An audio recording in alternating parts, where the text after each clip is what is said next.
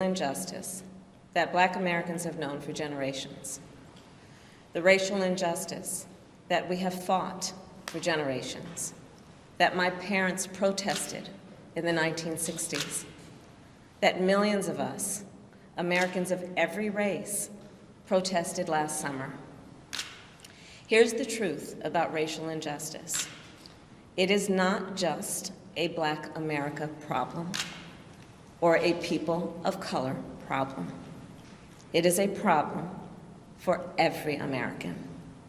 It is keeping us from fulfilling the promise of liberty and justice for all. And it is holding our nation back from realizing our full potential. We are all a part of George Floyd's legacy, and our job now is to honor it and to honor him. Thank you. And now it is my great honor to introduce the President of the United States, Joe Biden.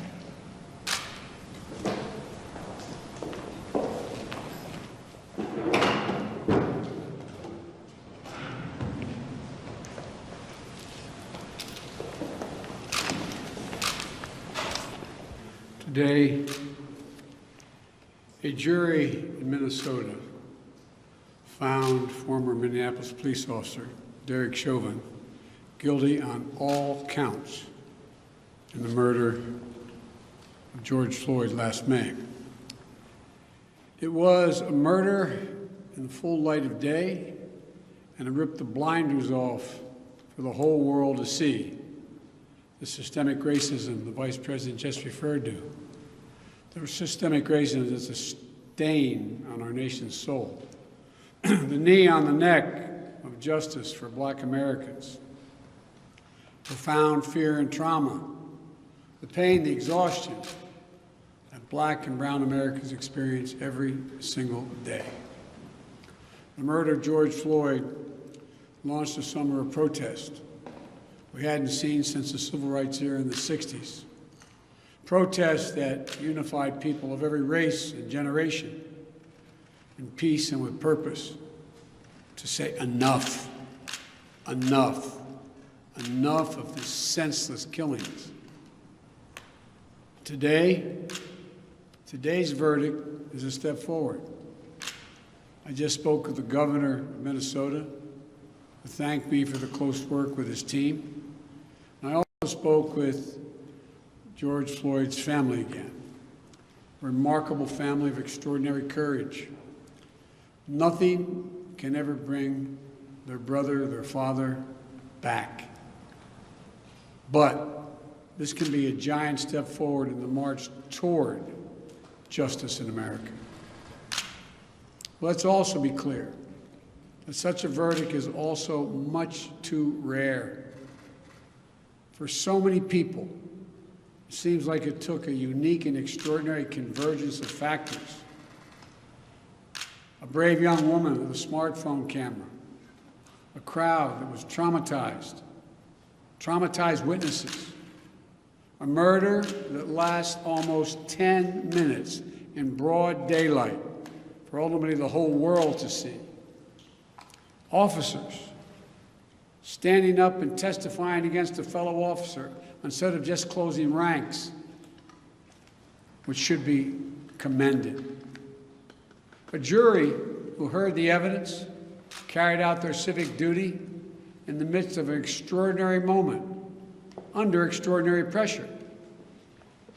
For so many, it feels like it took all of that for the judicial system to deliver a just basic accountability. We saw how traumatic and exhausting just watching the trial was for so many people. Think about it, those of you who are listening. Think about how traumatic it was for you. You weren't there. You didn't know any of the people. But it was difficult, especially for the witnesses who had to relive that day. It's a trauma. On top of the fear so many people of color live with every day when they go to sleep at night and pray for the safety of themselves and their loved ones. Again, as we saw in this trial from the fellow police officers who testified, most men and women who wear the badge serve their communities honorably. But those few who fail to meet that standard must be held accountable, and they were today. One was. No one should be above the law. And today's verdict sends that message. But it's not enough. We can't stop here. In order to deliver real change and reform, we can and we must do more to reduce the likelihood that tragedies like this will ever happen and occur again. To ensure that black and brown people, or anyone, so they don't fear the interactions with law enforcement, that they don't have to wake up knowing that they can lose their very life in the course of just living their life. They don't have to worry about whether their sons or daughters will come home after a grocery store run, or just walking down the street, or driving their car, or playing in the park, or just sleeping at home. And this takes acknowledging and confronting head-on systemic racism and the racial disparities that exist in policing and in our criminal justice system more broadly. You know, state and local government and law enforcement needs to step up, but so does the federal government. That's why I've appointed the leadership of the Justice Department that I have, that is fully committed to restoring trust between law enforcement and the community they are sworn to serve and protect. I have complete confidence in the Attorney General, General Garland's leadership and commitment. I've also nominated two key Justice Department nominees, Vanita Gupta and Kristen Clark, who are eminently qualified, highly respected lawyers who have spent their entire careers fighting to advance racial equity and justice.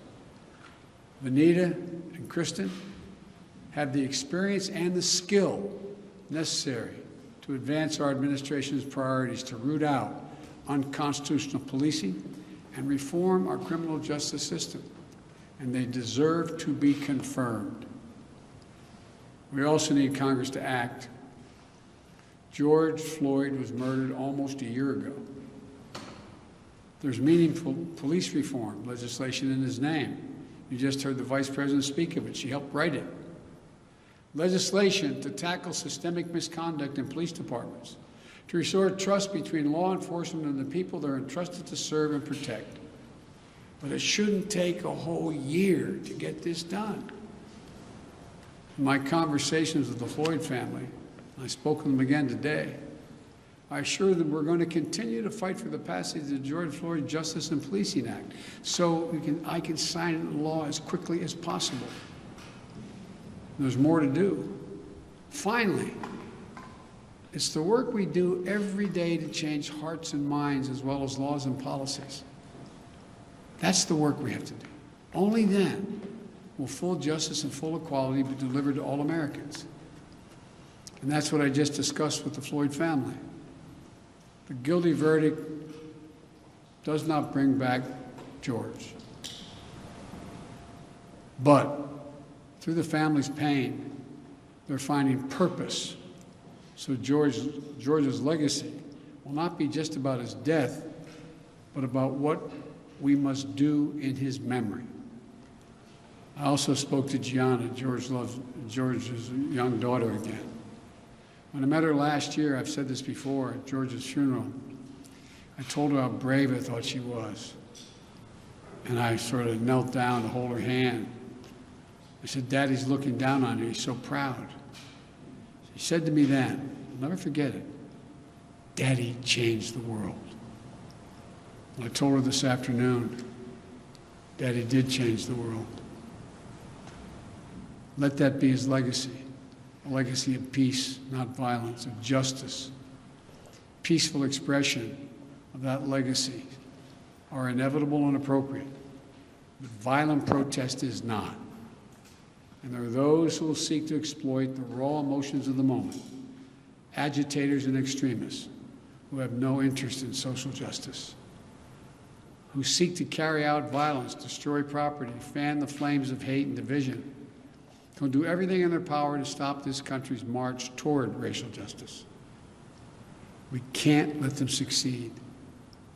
This is a time for this country to come together, to unite as Americans. There can never be any safe harbor for hate in America. I've said it many times.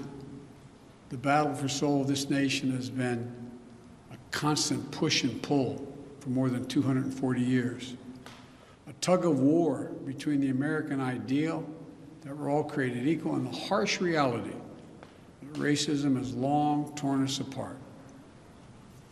At our best, the American ideal wins out. So we can't leave this moment or look away thinking our work is done. We have to look at it, we have to look as we did for those 9 minutes and 29 seconds. We have to listen. I can't breathe. I can't breathe. Those are George Floyd's last words. We can't let those words die with him. We have to keep hearing those words. We must not turn away. We can't turn away. We have a chance to begin to change the trajectory in this country. It's my hope and prayer that we live up to the legacy. May God bless you. May God bless George Floyd and his family.